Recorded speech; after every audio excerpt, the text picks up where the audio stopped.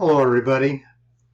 I wanted to give you a preliminary outline of how I would do a speech preparation, or what I would encourage you to do in developing a speech plan when you're going to be giving both your informative speech and your persuasive speech. But even down the line in the future, if you ever have to give a presentation in any context, this would be some helpful things for you to look at. So if you'll look at the screen, this is kind of an outline, and I'm going to be doing a little bit of typing, so please bear with me. I'm going to be looking primarily at stage 1 in this presentation, and because that's where you need to be for your first outline, and then stage 2 I will mention, and stage 2, stage 3 also I will mention as well. So let's look first, going back to what we talked about in chapter 11, or chapter 10, excuse me, on writing a speech. The first thing is, let's talk about what is the purpose of a speech. Well, for our class purposes, there's basically 3 purposes that we're interested in, or there's 3 primary purposes that we're in. The first is informative. Second is persuasive. And the third is entertainment, to entertain. Now, we really aren't going to be dealing with the third one in this class. We're just going to be dealing with informative and persuasive. Let me do my spell check here so I'm spelling persuasive correctly. And as we said in chapter 11, informative speech basically is to instruct, to impart new information. So this is the general purpose, is to decide what is the purpose of our speech. So looking at our first speech is informative, so we know what that is going to be like, and then we need to go about selecting our topic. And as I mentioned, chapter 10, we go through the process of the topic of things that you are familiar with, things you know about, things that are of interest to you, as well as relevant to your audience. So balancing those 2 ideas, you go through the process, brainstorming process, selection process, and kind of honing in on what you want to do. And remember what I said also in chapter 10 is you really need to be specific. You don't want to be too general or too broad in your topic, but you want to be very narrow, especially since the fact that this is a 3 to 5 minute speech. So here we are. We're at our topic selection, and my topic that I'm going to be using here is I wanted to do a speech on the benefits of strength training.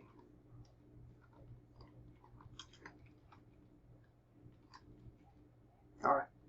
Now, this is where I say I like these kinds of things of doing things preliminary and then final. So when you first come up with that topic, this is what you're going to be looking at. This is not the final draft. So you can change this as you go along, especially when you get into the research part of your speech. So that's the topic. What is the purpose of the speech? Well,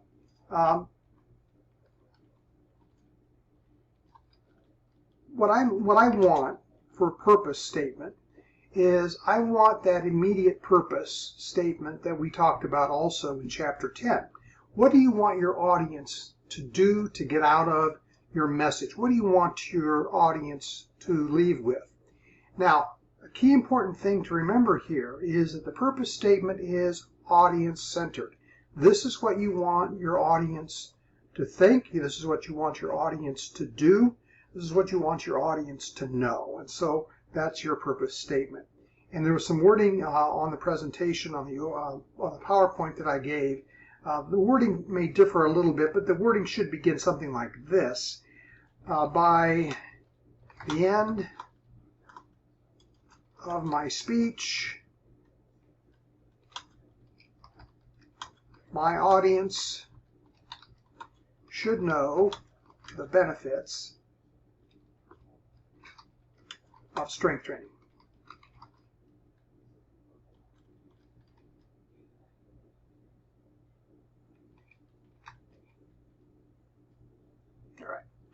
So that's my purpose statement. Now, what I would do at this point, when you went to select your topic, or before you even get your purpose statement, you may do some preliminary research. That's maybe where you would do some Google research. You may sit down with Google, you may type out, what are the benefits of strength training? And of course, Google is going to give you all of these answers, and you read through them and say, okay, these are the kind of things I'm kind of interested in. You may use that as a part of this brainstorming process as well. However you wish to finish that up, however you wish to do that, that's kind of a preliminary stage. But now you get into the serious part, or the more intense part of the research project. Now, I will cover some things in class on research, and I just want to mention a few things about research in this presentation. And just some things I'm looking for research itself. Number one, you want to use sources that are credible. A lot of times we just pick sources because they best support our argument, regardless of whether they are credible or not. We want to use sources that are credible. We want to use sources that are reliable. We want to use sources that are current. And so you think in terms of those sources. So you do your research. You do research online. You do research in the databases of the library. Those kinds of things are good ways to do your research. And so you begin to glean some materials. And I'll talk a little bit more about research in that chapter in class. All right, so we do our research. And at the conclusion of my research, what I found is that there are basically three purposes or three benefits that I want to focus in on.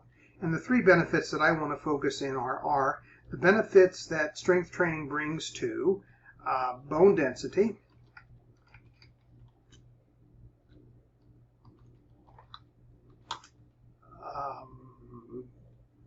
muscle, strength, and flexibility. All right, now I've done my research, I have my purpose statement, and now I want to work on my thesis statement. Now, what a thesis statement is, one grammatically correct sentence that is a summary of the entirety of your speech.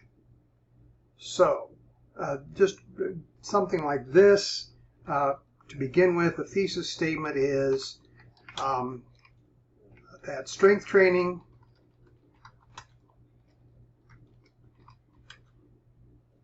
is a valuable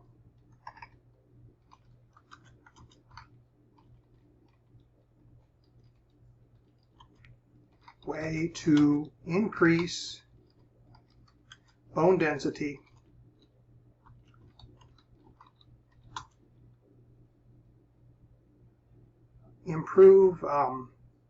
increase bone density. I forgot what I was going to say. Increase bone density, improve or strengthen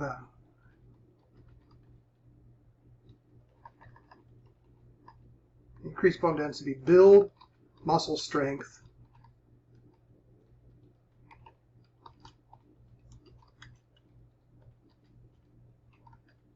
and improve or increase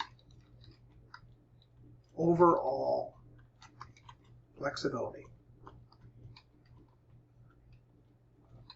Now, that's a thesis statement, and so I'm ready to go and ready to move on to developing my outline. All right.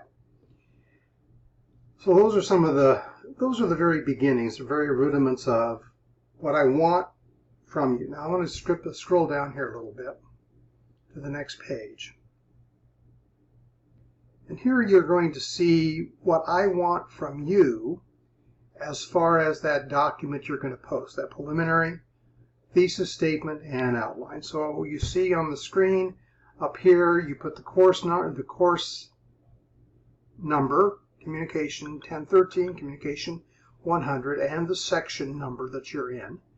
Dr. McPeak or Dr. Samuel McPeak, either way, your name, student name, and then the date.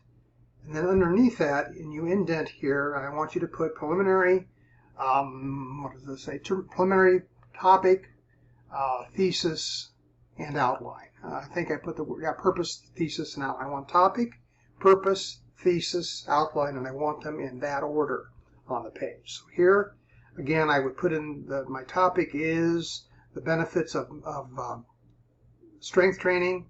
I would put in my purpose statement. And remember, the purpose statement is always audience-centered, what you want your audience to do. Thesis statement, and I want to point this out, thesis statement is content-centered. It tells me what the content of your speech is. And so those are the three things that you're going to do. Now, what you use the thesis statement for after this point is to build your outline.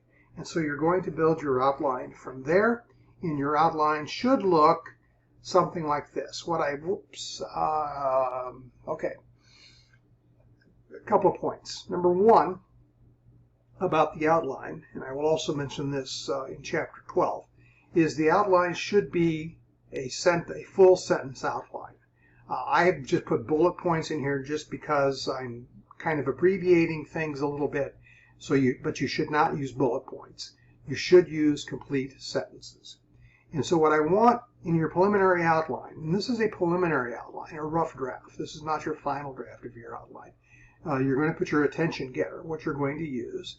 You're going to include a credibility statement as well as a relevance statement. Why is this relevant to your audience? I want to include that here.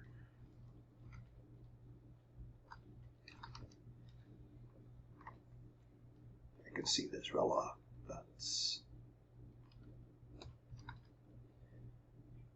Audience relevance. Why is this relevant to your audience? And the next thing you want to include is you want to include your thesis statement. And if you go back to the thesis statement I wrote, you'll see my thesis statement and the main purposes of my speech have been woven into one. So I would say, strength training is a valuable way in which to build bone density, build muscle strength, improve flexibility. Those are the three things that you would look at and you would put down there. So you want those three key ideas in your presentation. So here is an outline then. Your main point number one is dealing with bone density. So muscle strength strength training is a good way in order to improve bone density. I might state the problem here and cite some evidence. So using what I call the meal plan or the meat plan, main idea, then I put my evidence, then I put the analysis of my evidence, why my evidence supports my key idea. And that's my first thing. So then what's also important here are transitions. Transitions are the little signposts that tell your audience that you're about to go to another point. So for example, in this speech, I might say a transition might be something like this. Now that I've explained the importance of strength training for bone density, I want to now tell you why strength training helps to improve or build muscle strength. And so again, I would talk then about that, go through the same kind of process, and then transition. So your outline should be in complete sentences and in parallel format. Parallel format means if you have a number 1, you have a number 2. If you have a subletter A, you need a subletter B. That's what a parallel outline looks like. And then, at the conclusion of your speech, you write a good conclusion. Basically, your break light is telling your audience that you're coming to the end. You want to restate your thesis statement, and you want to leave your audience with some kind of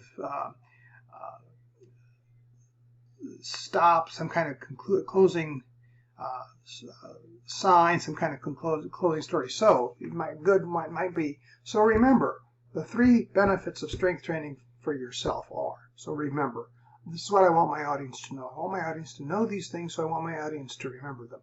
I may want at this point to have my audience say, what are the 3 strengths? Let me ask my audience that. And so we review that and come back to the end. So that's primarily a good focus that you can use in developing your own speech habits, as well as what I'm looking for this upcoming assignment. All right, I hope this is helpful. We'll see you in class.